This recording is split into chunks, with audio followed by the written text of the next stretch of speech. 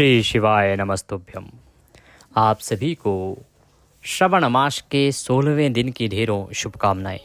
प्रिय भक्तों, आज सावन के महीने का 16वां दिन है, 16th डे है आज सावन के महीने का, और हम सुनेंगे श्री शिव महापुराण के 16वें दिन का अध्याय, 16वां अध्याय।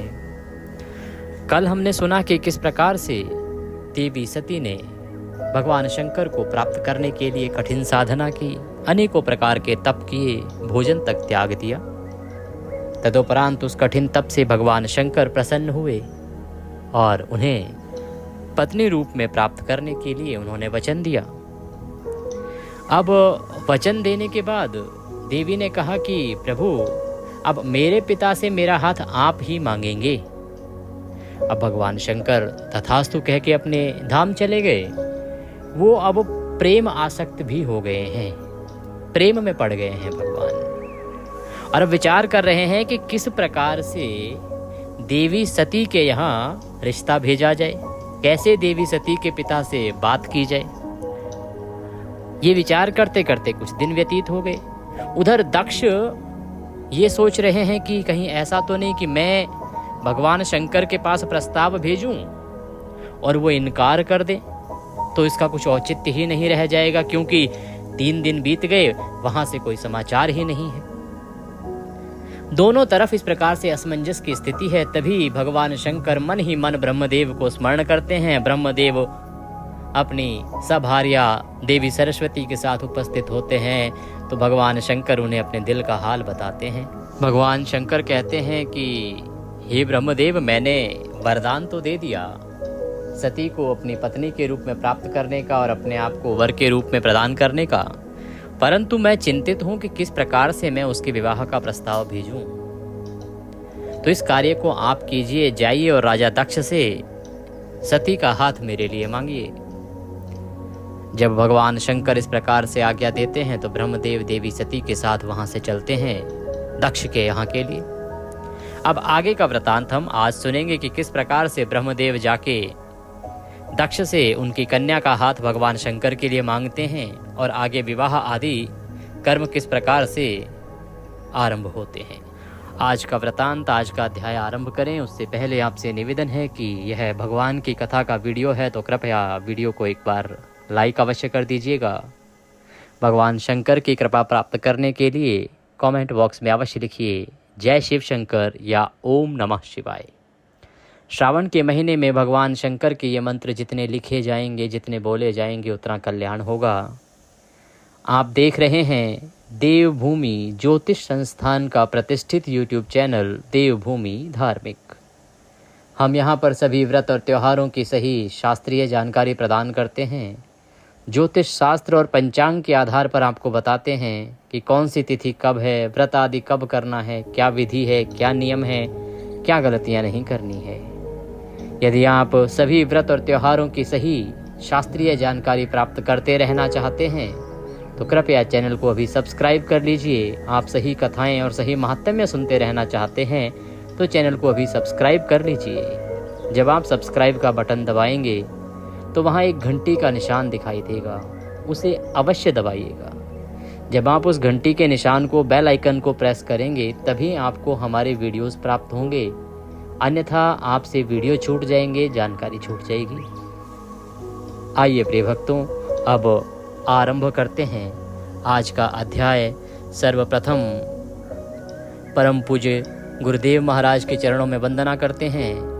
गुरुर् ब्रह्म गुरुर्विष्णु गुरुर्देव महेश्वरः गुरुर् साक्षात् परब्रह्म तस्मै श्री गुरुवे नमः। बोले गुरुदेव महाराज की जय। माँ सरस्वती के चरणों की वंदना करते हैं। या देवी सर्वभूतेषु माँ सरस्वती रूपेण संस्थिता नमस्तस्यै नमस्तस्यै नमस्तस्यै नमो नमः। बोली सरस्वती महारानी की जय।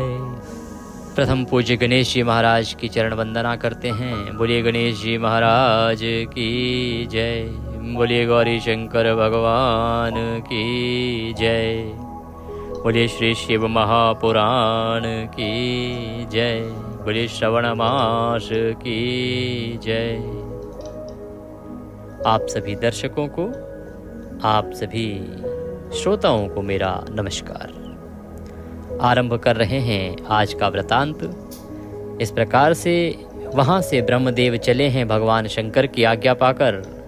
उधर राजा जो हैं वो बड़े परेशान हैं कि पुत्री के विवाह के लिए शंकर भगवान की ओर से कोई संदेश अभी तक क्यों नहीं आया, क्या कारण है। उन्हें उचित नहीं जान पड़ रहा कि इतना विलंब क्यों हो रहा है। दक्ष इस प्रकार से चिंतित बैठे हैं अपने महल में, और इसी प्रकार की चिंता में पड़े हुए प्रजापति दक्ष के सामने ब्रह्मदेव और सरस्वती जी सहसा ही उपस्थित होते हैं। जैसे ही उपस्थित होते हैं तो ब्रह्मदेव और देवी सरस्वती को आया हुआ देखकर दक्ष प्रणाम करते हैं। प्रणाम करके विनीत भाव से खड़े हो जाते हैं। खड़े होकर उन्होंने ब्रह्मदेव को, स्वयंभू को यथा योग्य आसन दिया। ब्रह्मदेव को आसन देकर विराजमान किया। विराजमान करने के बाद ब्रह्मदेव से आने का कारण पूछा कि हे ब्रह्मदेव, हे पितामह, आपका किस कारण आगमन हुआ है।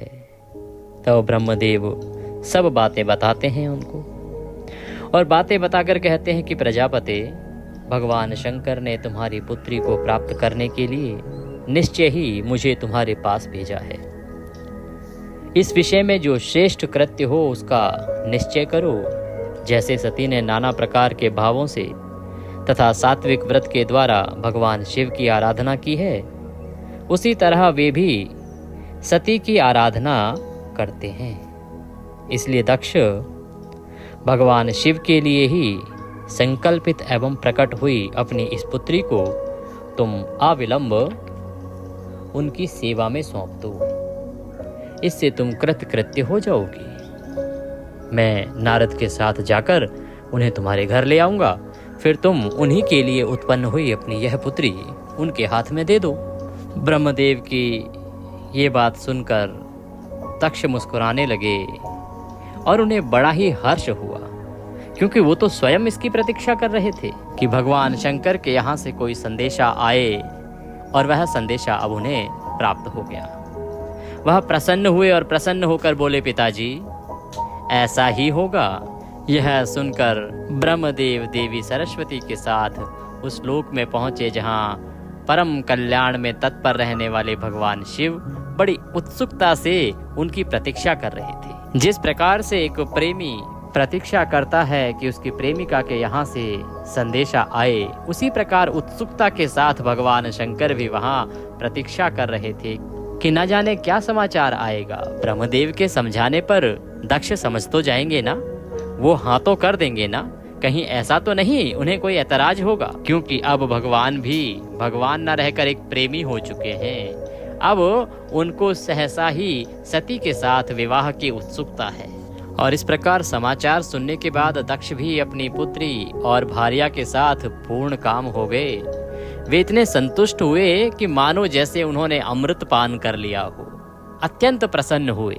तदंतर ब्रह्मदेव स्वयं हिमालय के कैलाश शिखर पर रहने वाले परमेश्वर महादेव शिव को लाने के लिए प्रसन्नता पूर्वक उनके पास जाते हैं और उनसे इस प्रकार कहते हैं, वृषभध्वज, सती के लिए मेरे पुत्र दक्ष ने जो बात कही है उसे सुनिए, और जिस कार्य को वे अपने लिए असाध्य मानते थे उसे सिद्ध हुआ ही समझिए। दक्ष ने कहा है कि मैं अपनी पुत्री भगवान शिव के ही हाथ में दूंगा, क्योंकि उन्हीं के लिए यह उत्पन्न हुई है। शिव के साथ सती का विवाह हो, यह कार्य तो मुझे स्वतः ही अभीष्ट है, बड़ा ही प्रिय है। फिर आपके भी कहने से इसका महत्व और अधिक बढ़ गया है पितामह। मेरी पुत्री ने स्वयं इसी उद्देश्य से भगवान शिव की आराधना की है, और इस समय शिव जी भी मुझसे इसी के विषय में पूछताछ कर रहे हैं आपके माध्यम से। इसलिए मुझे अपनी कन्या अवश्य ही भगवान शिव के हाथ में देनी है। विधातः वे भगवान शंकर शुभ लग्न और शुभ मुहूर्त में यहाँ पधारें। उस समय मैं उन्हें शिक्षा के तौर पर अपनी यह पुत्री दे दूंगा। ब्रह्मदेव कहते हैं कि हे वृषभध्वज, मुझसे दक्ष ने ऐसी बात कही है, अतः आप शुभ मुहूर्त में उनके घर चलिए और सती को ले आइए। ब्रह्मदेव की ये बात सुनकर भक्त वत्सल रुद्र लौकिक गति का आश्रय ले हंसते हुए बोले, संसार की सृष्टि करने वाले ब्रह्मा जी, मैं तुम्हारे और नारद के साथ ही दक्ष के घर चलूंगा, अतः नारद का स्मरण करो। अपने मरीच आदि मानस पुत्रों को भी बुला लो। विधे मैं उन सब के साथ दक्ष के निवास स्थान पर चलूंगा। मेरे पार्षद भी मेरे साथ रहेंगे। लोकाचार के निर्वाह में लगे हुए भगवान शिव के इस प्रकार आज्ञा देने पर ब्रह्मदेव ने नारद और मरीच आदि पुत्रों को भी स्मरण किया। उनके याद करते ही नारद के साथ उनके सभी पुत्र, ब्रह्मदेव के सभी मानस पुत्र मन में आदर की भावना लिए शीघ्र ही वहां आ पहुंचे। उस समय सब लोग हर्ष से उत्फुल्ल हो रहे थे, उत्साहित थे। फिर रुद्र के स्मरण करने पर शिव भक्तों के सम्राट भगवान विष्णु भी अपने सैनिकों तथा कमला देवी के साथ गरुड़ पर आरूढ़ हो तुरंत वहां आ गए। तदंतर चैत्र मास के शुक्ल पक्ष की त्रयोदशी तिथि में रविवार को पूर्वा फाल्गुनी नक्षत्र में ब्रह्मा और विष्णु आदि समस्त देवताओं के साथ महेश्वर ने विवाह के लिए यात्रा की। कब विवाह हुआ? चैत्र मास के शुक्ल पक्ष की त्रयोदशी तिथि को। मार्ग में उन देवताओं और ऋषियों के साथ यात्रा करते हुए भगवान शंकर बड़ी शोभा पा रहे थे। वहां जाते हुए देवताओं, मुनियों तथा आनंद मग्न मन वाले प्रथम गणों का रास्ते में बड़ा उत्सव हो रहा था। भगवान के जो गण हैं वो बड़े उल्लास के साथ नाच रहे हैं, गा रहे हैं, उत्सव मना रहे हैं, क्योंकि आज उनके प्रभु का विवाह संस्कार होने जा रहा है। मेरे भोले बाबा की बारात चढ़ी है। भगवान शिव की इच्छा में वृषभ, व्याघ्र, सर्प, जटा और चंद्रकला आदि सब के सब उनके लिए यथा योग्य आभूषण बन गए। तदंतर वेग से चलने वाले बलवान बलिवर्द नंदकेश्वर पर आरूढ़ हुए महादेव जी श्री विष्णु आदि देवताओं को साथ लिए क्षण भर में प्रसन्नता पूर्वक दक्ष के घर जा पहुंचे। वहां विनीत चित्त वाले प्रजापति दक्ष समस्त आत्मीय जनों के साथ भगवान शिव की अगवानी के लिए उनके सामने आए। उस समय उनके समस्त अंगों में हर्ष जनित रोमांच हो आया था। स्वयं दक्ष ने अपने द्वार पर आए हुए समस्त देवताओं का सत्कार किया। वे सब लोग सुरश्रेष्ठ शिव को बिठाकर उनके पार्श्व भाग में स्वयं भी मुनियों के साथ क्रमशः बैठ गए। इसके बाद दक्ष ने मुनियों सहित समस्त देवताओं की परिक्रमा की और उन सब के साथ भगवान शिव को घर के भीतर ले आए। उस समय दक्ष के मन में बड़ी प्रसन्नता थी। उन्होंने सर्वेश्वर शिव को उत्तम आसन देकर स्वयं ही विधि पूर्वक उनका पूजन किया। तत्पश्चात श्री विष्णु का और उसके बाद ब्रह्मदेव का, ब्राह्मणों का, देवताओं का और समस्त शिवगणों का भी यथोचित विधि से उत्तम भक्ति भाव के साथ उन्होंने पूजन किया। इस तरह पूजनीय पुरुषों तथा अन्य लोगों सहित उन सब का यथोचित आदर सत्कार करके दक्ष ने ब्रह्मदेव के मानस पुत्र मरीचि आदि मुनियों के साथ आवश्यक सलाह की। इसके बाद ब्रह्मदेव के पुत्र दक्ष ने ब्रह्मदेव जो उनके पिता हैं तो पिता से उनके चरणों में प्रणाम करके प्रसन्नता पूर्वक कहा, प्रभु आप ही वैवाहिक कार्य कराएं। तब ब्रह्मदेव भी हर्ष भरे हृदय से बहुत अच्छा कहकर उठ खड़े हुए और वह सारा कार्य कराने लगे। तदंतर ग्रहों के बल से युक्त शुभ लग्न और मुहूर्त में दक्ष ने हर्षपूर्वक अपनी पुत्री सती का हाथ भगवान शंकर के हाथों में दे दिया। उस समय हर्ष से भरे हुए भगवान वृषभध्वज ने भी वैवाहिक विधि से सुंदरी दक्ष कन्या का पाणी ग्रहण किया। इस प्रकार से जो उत्तम समय जब आया, मुहूर्त निकला, उस उत्तम समय में भगवान का विधि विधान से विवाह संस्कार हुआ। फिर ब्रह्मदेव ने, श्रीहरि ने, नारद तथा अन्य मुनियों ने, देवताओं और प्रथम गणों ने भगवान शिव को प्रणाम किया और सभी ने नाना प्रकार की स्तुतियों द्वारा उन्हें संतुष्ट किया। जैसे आज के समय में विवाह के बाद सब बधाइयाँ देते हैं, इसी प्रकार से बधाइयों का तांता लग गया। उस समय नाच गाने के साथ महान उत्सव मनाया गया। समस्त देवताओं और मुनियों को बड़ा आनंद प्राप्त हुआ। भगवान शिव के लिए कन्यादान करके दक्ष प्रजापति कृतार्थ हो गए। शिवा और शिव प्रसन्न हुए तथा सारा संसार मंगल का निकेतन बन गया। इस प्रकार से भोले बाबा का विवाह हुआ। विवाह होने के बाद आगे का वृतांत सुनो। ब्रह्मदेव कहते हैं, नारद, कन्यादान करके दक्ष ने भगवान शंकर को नाना प्रकार की वस्तुएं दहेज में दी। यह सब करके वे बड़े प्रसन्न हुए। कोई भी पिता जब अपनी पुत्री के लिए उत्तम से उत्तम वस्तुएं जुटाने में सफल हो जाता है तो वह प्रसन्न होता है कि देखो, मैंने अपनी पुत्री के लिए उत्तम से उत्तम वर चुना, उत्तम से उत्तम जो भी धन संपत्ति दहेज हो सकता है वह दिया।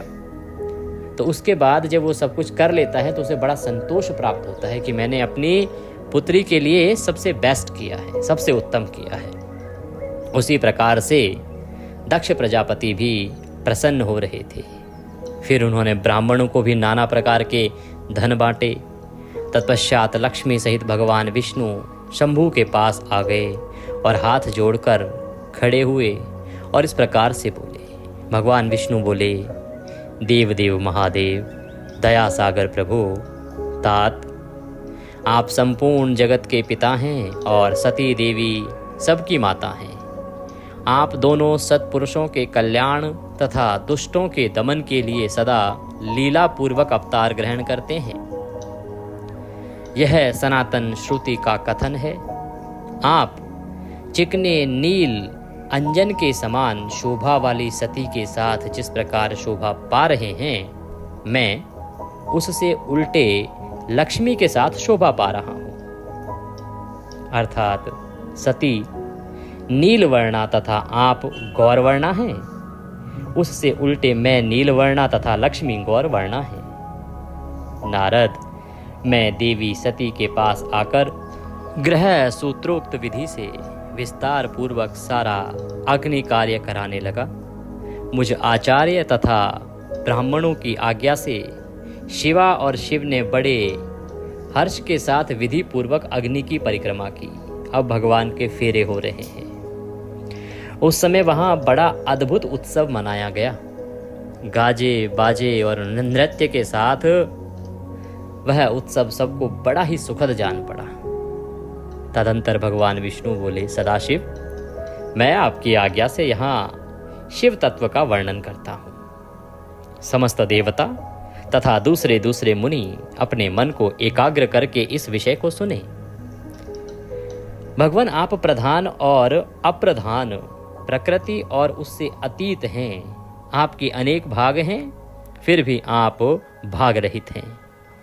ज्योतिर्मय स्वरूप वाले आप परमेश्वर के ही हम तीनों देवता अंश हैं। आप कौन, मैं कौन और ब्रह्मा कौन है? आप परमात्मा के ही ये तीन अंश हैं जो सृष्टि, पालन और संहार करने के कारण एक दूसरे से भिन्न प्रतीक होते हैं। आप अपने स्वरूप का चिंतन कीजिए। आपने स्वयं ही लीलापूर्वक शरीर धारण किया है। आप निर्गुण ब्रह्म रूप से एक हैं। आप ही सगुण ब्रह्म हैं और हम ब्रह्मा, विष्णु तथा रुद्र तीनों आपके अंश हैं। जैसे एक ही शरीर के भिन्न भिन्न अवयव मस्तक, ग्रीवा आदि नाक नाम धारण करते हैं, तथापि उस शरीर से वे भिन्न नहीं हैं। उसी प्रकार हम तीनों अंश आप परमेश्वर के ही अंग हैं, जो ज्योतिर्मय आकाश के समान सर्वव्यापी एवं निर्लेप स्वयं ही अपना धाम, पुराण, कूटस्थ, अव्यक्त, अनंत, नित्य तथा दीर्घ आदि विशेषणों से रहित निर्विशेष ब्रह्म हैं। वही आप शिव हैं, अतः आप ही सब कुछ हैं। ब्रह्मा जी कहते हैं, मुनीश्वर, भगवान विष्णु की यह बात सुनकर महादेव जी बड़े प्रसन्न हुए। तदंतर उस विवाह यज्ञ के स्वामी परमेश्वर शिव प्रसन्न हो लौकिकी गति का आश्रय ले हाथ जोड़कर खड़े हुए और मुझ ब्रह्मा से प्रेम पूर्वक बोले। शिव ने कहा, ब्राह्मण, आपने सारा वैवाहिक कार्य अच्छी तरह संपन्न करा दिया। अब मैं प्रसन्न हूँ। आप मेरे आचार्य हैं, बताइए आपको क्या दक्षिणा दूं? आप उस दक्षिणा को मांगिए। महाभाग, यदि वह अत्यंत दुर्लभ हो तो भी उसे शीघ्र कहिए। मुझे आपके लिए कुछ भी अदेय नहीं है।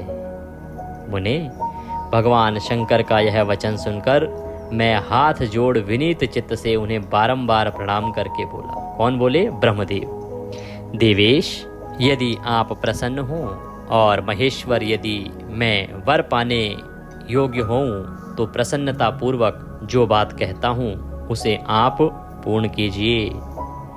महादेव, आप इसी रूप में इसी देवी पर सदा विराजमान रहें, जिससे आपके दर्शन से मनुष्यों के पाप धुल जाएं। चंद्रशेखर, आपका सानिध्य होने से मैं इस वेदी के समीप आश्रम बनाकर तपस्या करूं, यह मेरी अभिलाषा है। चैत्र के शुक्ल पक्ष की त्रयोदशी को पूर्वा फाल्गुनी नक्षत्र में रविवार के दिन इस भूतल पर जो मनुष्य भक्ति भाव से आपका दर्शन करे, उसके सारे पाप तत्काल नष्ट हो जाएं। विपुल पुण्य की वृद्धि हो और समस्त रोगों का सर्वथा नाश हो जाए।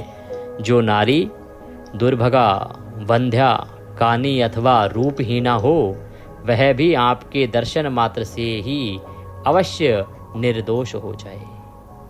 मेरी यह बात उनकी आत्मा को सुख देने वाली थी। इसे सुनकर भगवान शिव ने प्रसन्न चित्त से कहा, विधातः, ऐसा ही होगा। मैं तुम्हारे कहने से संपूर्ण जगत के हित के लिए अपनी पत्नी सती के साथ इस वेदी पर सुस्थिर भाव से स्थित रहूंगा। ऐसा कहकर पत्नी सहित भगवान शिव अपनी अंश रूपणी मूर्ति को प्रकट करके वेदी के मध्य भाग में विराजमान हो गए। तत्पश्चात स्वजनों पर स्नेह रखने वाले परमेश्वर शंकर दक्ष से विदा ले अपनी पत्नी सती के साथ कैलाश जाने को उद्यत हुए। उस समय उत्तम बुद्धि वाले दक्ष ने विनय से मस्तक झुका हाथ जोड़ भगवान वृषभध्वज की प्रेम पूर्वक स्तुति की। फिर विष्णु आदि समस्त देवताओं, मुनियों, शिवगणों ने नमस्कार पूर्वक नाना प्रकार की स्तुति करके बड़े आनंद से जय जयकार किया। तदंतर दक्ष की आज्ञा से भगवान शिव ने प्रसन्नता पूर्वक सती को वृषभ की पीठ पर बिठाया और स्वयं भी उस पर आरूढ़ हो गए। वे प्रभु हिमालय पर्वत की ओर चले। भगवान शंकर के समीप वृषभ पर बैठी हुई सुंदर दांत और मनोहर हास वाली सती अपने नील श्याम वर्ण के कारण चंद्रमा में नीली रेखा के समान शोभा पा रही थी। उस समय उन नवदंपत्ति की शोभा देख श्री विष्णु आदि समस्त देवता, मरीचि आदि महर्षि तथा दूसरे लोग ठगे से रह गए, हिल डुल भी ना सके तथा दक्ष भी मोहित हो गए। तत्पश्चात कोई बाजे बजाने लगा, दूसरे लोग मधुर स्वर से गीत गाने लगे। कितने ही लोग प्रसन्नता पूर्वक शिव के कल्याण में उज्जवल यश का गान करते हुए उनके पीछे पीछे चले। भगवान शंकर ने बीच रास्ते से दक्ष को प्रसन्नता पूर्वक लौटा दिया। महाराज दक्ष आधे रास्ते तक उनको विदा करने के लिए आए और उसके बाद भगवान शंकर ने उन्हें लौटा दिया कि अब आप अपने राज्य को वापस लौट जाएं और स्वयं प्रेमाकुल हो प्रमथ गणों के साथ अपने धाम को जा पहुंचे। यद्यपि भगवान शिव ने विष्णु आदि देवताओं को भी विदा कर दिया था, तो भी वे बड़ी प्रसन्नता और भक्ति के साथ पुनः उनके साथ हो लिए। उन सब देवताओं, प्रथम गणों तथा अपनी पत्नी सती के साथ हर्ष भरे शंभु हिमालय पर्वत से शोभित अपने कैलाश धाम में जा पहुंचे। वहां जाकर उन्होंने देवताओं, मुनियों तथा दूसरे लोगों का बहुत आदर सम्मान किया और आदर सम्मान करके उन्हें प्रसन्नता पूर्वक विदा किया। शंभु की आज्ञा ले वे विष्णु आदि सब देवता तथा मुनि नमस्कार और स्तुति करके मुख पर प्रसन्नता की छाप लिए अपने अपने धाम को चले गए। इस प्रकार से भगवान का विवाह हुआ। भगवान की बारात गई, बारात वापस आई विवाह संपन्न करके। सभी देवता जिनको भगवान ने वहाँ भी नमस्कार कर दिया था, परंतु हर्ष के कारण वो कैलाश तक उनके साथ आए। कैलाश जब भगवान पहुँच गए हैं देवी सती के साथ, तो अब वो पुनः उन सब को विदा करते हैं और वो सभी प्रसन्नता के साथ अपने अपने धाम को चले जाते हैं। सदा शिव का चिंतन करने वाले भगवान शिव भी अत्यंत आनंदित हो हिमालय के शिखर पर रहकर अपनी पत्नी दक्ष कन्या सती के साथ विहार करने लगे। तो इस प्रकार से भगवान शंकर अब देवी सती के साथ वहाँ अपना वैवाहिक जीवन आरंभ करते हैं। सूत जी कहते हैं, मुनियों, पूर्व काल में स्वयंभू मनवंतर में भगवान शंकर और सती का जिस प्रकार विवाह हुआ वह सारा प्रसंग मैंने तुमसे कह दिया। जो विवाह काल में यज्ञ में अथवा किसी भी शुभ कार्य के आरंभ में भगवान शंकर की पूजा करके शांत चित्त से इस कथा को सुनता है, उसका सारा कर्म तथा वैवाहिक आयोजन बिना किसी विघ्न बाधा के पूर्ण होता है और दूसरे शुभ कर्म भी सदा निर्विघ्न पूर्ण होते हैं।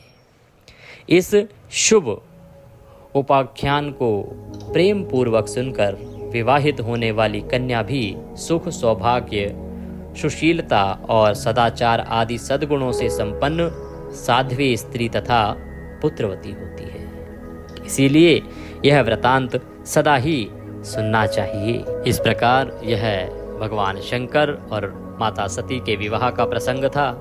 अब भगवान शंकर का विवाह हो चुका है, माता सती उनके लोक को आ गई हैं, उनके धाम को आ गई हैं। अब प्रसंग आएगा कि देवी सती किस प्रकार से भगवान शंकर से एक महत्वपूर्ण प्रश्न पूछती हैं और उसका शिव द्वारा क्या ज्ञान दिया जाता है, क्या उत्तर दिया जाता है। बड़ा ही महत्वपूर्ण वृतांत है। कैलाश तथा हिमालय पर्वत पर श्री शिव और सती के विविध विहारों का विस्तार पूर्वक वर्णन करने के पश्चात ब्रह्मा जी ने कहा। अब क्योंकि ये जो वृतांत है ना, ये कौन कह रहा है? ये ब्रह्मदेव सुना रहे हैं नारद जी को। क्यों सुना रहे हैं? देखिए, लिख रहे हैं सूत जी। सूत जी वृतांत बताते बताते कहते हैं कि ये वृतांत जो है ये भगवान शंकर का वृतांत स्वयं ब्रह्मदेव के द्वारा सुनाया गया है। और ब्रह्मदेव के द्वारा कैसे सुनाया गया है? जब देव ऋषि नारद घमंड में चूर हो गए, उसके बाद उनका घमंड चूर किया गया, फिर भगवान शंकर का उन्होंने अपराध किया, तो भगवान विष्णु ने कहा कि अब आप उनके चरित्र को सुनो और वो भी ब्रह्मदेव से सुनो, क्योंकि वही भगवान शंकर के सबसे बड़े भक्त हैं। उनसे जब आप ब्रह्मदेव से शंकर जी के चरित्र सुनोगे तो आपका उद्धार होगा।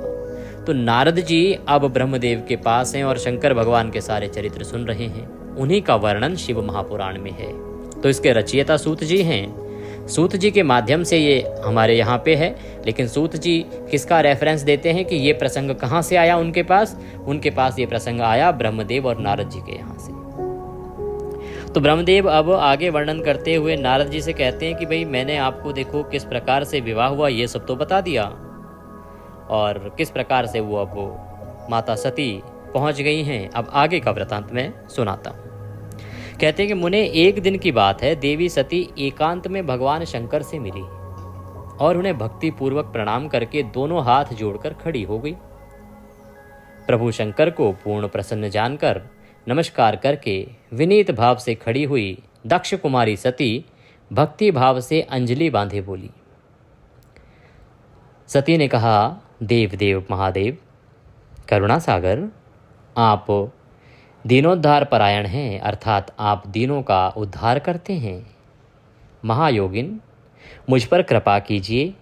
आप परम पुरुष हैं, आप सबके स्वामी हैं, रजोगुण, सत्वगुण और तमोगुण से परे हैं, निर्गुण भी हैं, सगुण भी हैं, सबके साक्षी, निर्विकार और महाप्रभु हैं। हे हर, मैं धन्य हूँ जो आपकी कामिनी और आपके साथ सुंदर विहार करने वाली आपकी प्रिया हुई। स्वामिन, आप अपनी भक्त वत्सलता से प्रेरित होकर मेरे पति हुए हैं। हे नाथ, मैंने बहुत वर्षों तक आपके साथ विहार किया है।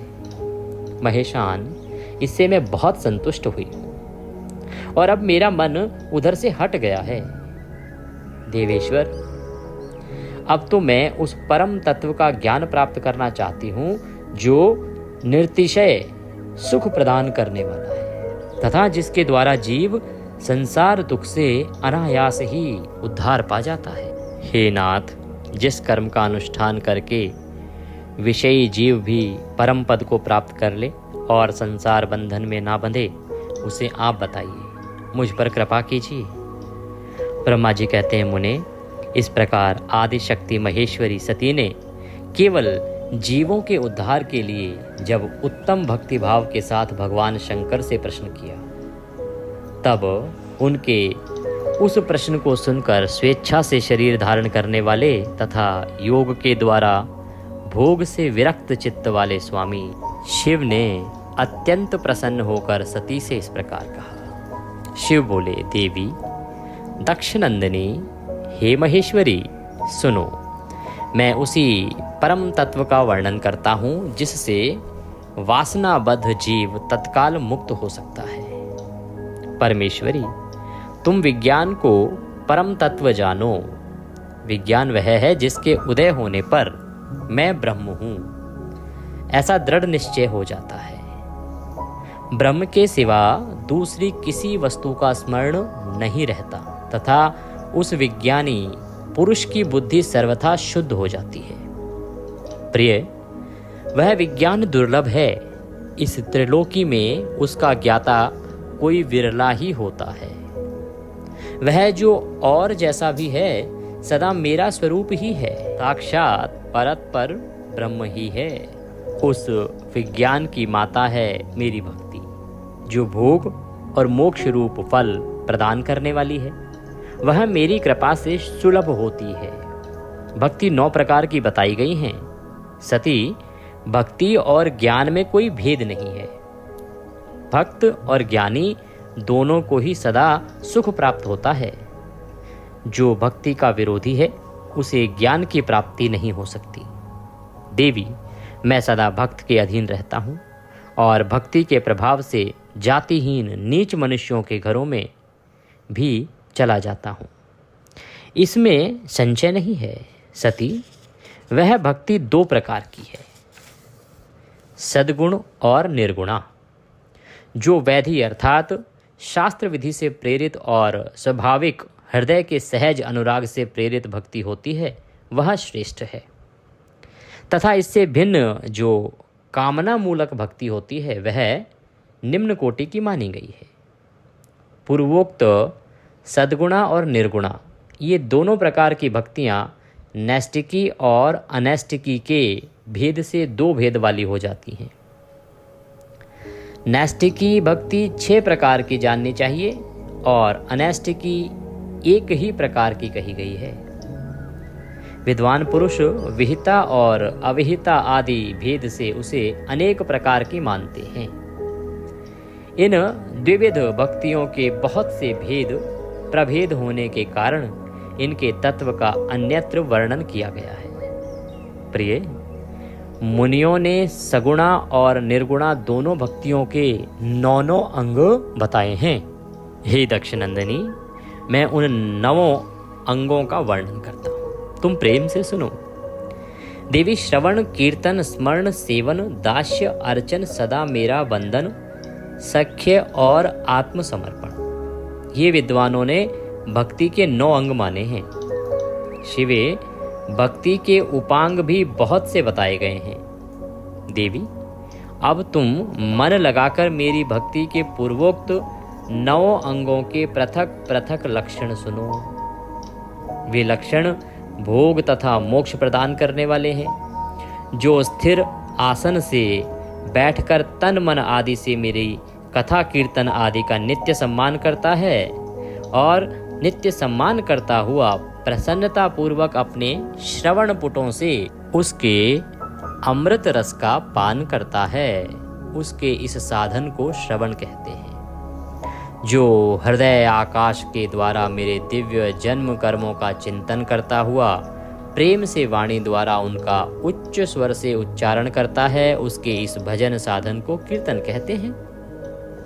देवी, मुझे नित्य महेश्वर को सदा और सर्वत्र व्यापक जानकर जो संसार में निरंतर निर्भय रहता है, उसी को स्मरण कहा गया है। अरुणोदय से लेकर अर्थात सूर्योदय से लेकर हर समय सेव्य की अनुकूलता का ध्यान रखते हुए हृदय और इंद्रियों से जो निरंतर सेवा की जाती है, वह सेवन नामक भक्ति है। अपने को प्रभु का किंकर समझकर हृदय अमृत के भोग से स्वामी का सदा प्रिय संपादन करना दास्य कहा गया है। अपने धन वैभव के अनुसार शास्त्रीय विधि से मुझ परमात्मा को सदा पाद्य आदि 16 उपचारों का जो समर्पण करना है, उसे अर्चन कहते हैं। और मन से ध्यान और वाणी से वंदनात्मक मंत्रों के उच्चारण पूर्वक 8 अंगों से भूतल का स्पर्श करते हुए जो इष्ट देव को नमस्कार किया जाता है, उसे वंदन कहते हैं। ईश्वर मंगल या अमंगल जो कुछ भी करता है, वह सब मेरे मंगल के लिए ही है, ऐसा दृढ़ विश्वास रखना सख्य भक्ति का लक्षण है। देह आदि जो कुछ भी अपनी कही जाने वाली वस्तु है, वह सब भगवान की प्रसन्नता के लिए उन्हीं को समर्पित करके अपने निर्वाह के लिए भी कुछ बचाकर ना रखना अथवा निर्वाह की चिंता से भी रहित हो जाना आत्मसमर्पण कहलाता है। ये मेरी भक्ति के 9 अंग हैं, जो भोग और मोक्ष प्रदान करने वाले हैं। इनसे ज्ञान का प्रकाट्य होता है तथा ये सब साधन मुझे अत्यंत प्रिय हैं। मेरी भक्ति के बहुत से उपांग भी कहे गए हैं, जैसे बिल्व आदि का सेवन। इनको विचार से समझ लेना चाहिए।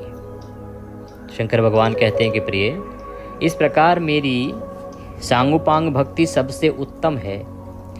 यह ज्ञान वैराग्य की जननी है और मुक्ति इसकी दासी है। यह सदा सब साधनों से ऊपर विराजमान है।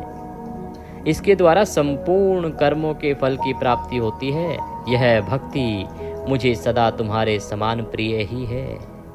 जिसके चित्त में नित्य निरंतर यह भक्ति निवास करती है, वह साधक मुझे अत्यंत प्यारा है। देवेश्वरी, तीनों लोकों और चारों युगों में भक्ति के समान दूसरा कोई सुखदायक मार्ग नहीं है। कलयुग में यह विशेष सुखद एवं सुविधाजनक है। देवी, कलयुग में प्रायः ज्ञान और वैराग्य के कोई ग्राहक नहीं है। इसीलिए वे दोनों वृद्ध उत्साह शून्य और जर्जर हो गए हैं। किसके? ज्ञान और वैराग्य के। कलयुग में ना तो कोई ज्ञान चाहता है और ना ही वैराग्य चाहता है। इसका कोई लेने वाला ही नहीं है। और यही कारण है कि दोनों वृद्ध हो गए हैं और जर्जर हो गए हैं। परंतु भक्ति कलयुग में तथा अन्य सब युगों में भी प्रत्यक्ष फल देने वाली है। भक्ति के प्रभाव से मैं सदा उसके वश में रहता हूँ, इसमें संशय भी नहीं है। संसार में जो भक्तिमान पुरुष है, उसकी मैं सदा सहायता करता हूँ, उसके सारे विघ्नों को दूर हटाता हूँ। उस भक्त का जो शत्रु होता है, वह मेरे लिए दंडनीय है, इसमें भी संशय नहीं है। देवी, मैं अपने भक्तों का रक्षक हूँ और भक्त की रक्षा के लिए ही मैंने कुपित हो अपने नेत्र जनित अग्नि से काल को भी दग्ध कर डाला था। प्रिय, भक्त के लिए मैं पूर्व काल में सूर्य पर भी अत्यंत क्रुद्ध हो उठा था और शूल लेकर मैंने उन्हें मारा भगाया था। देवी, भक्त के लिए मैंने सैन्य सहित रावण को भी क्रोधपूर्वक त्याग दिया और उसके प्रति कोई पक्षपात नहीं किया। सती, देवेश्वरी, बहुत कहने से क्या लाभ, मैं सदा ही भक्त के अधीन रहता हूँ और भक्ति करने वाले पुरुष के अत्यंत वश में हो जाता हूँ। ब्रह्मा जी कहते हैं, नारद, इस प्रकार भक्त का महत्व सुनकर दक्ष कन्या सती को बड़ा हर्ष हुआ। उन्होंने अत्यंत प्रसन्नता पूर्वक भगवान शिव को मन ही मन प्रणाम किया। उन्हें सती देवी ने पुनः भक्ति कांड विषयक शास्त्र के विषय में भक्ति पूर्वक पूछा कि ये भक्ति कांड क्या है। उन्होंने जिज्ञासा की कि जो लोक में सुखदायक तथा जीवों के उद्धार के साधनों का प्रतिपादक है वह शास्त्र कौन सा है। उन्होंने यंत्र मंत्र शास्त्र, उसके महात्म्य तथा अन्य जीवोद्धारक धर्ममय साधनों के विषय में विशेष रूप से जानने की इच्छा प्रकट की। सती के इस प्रश्न को सुनकर शंकर जी के मन में बड़ी प्रसन्नता हुई।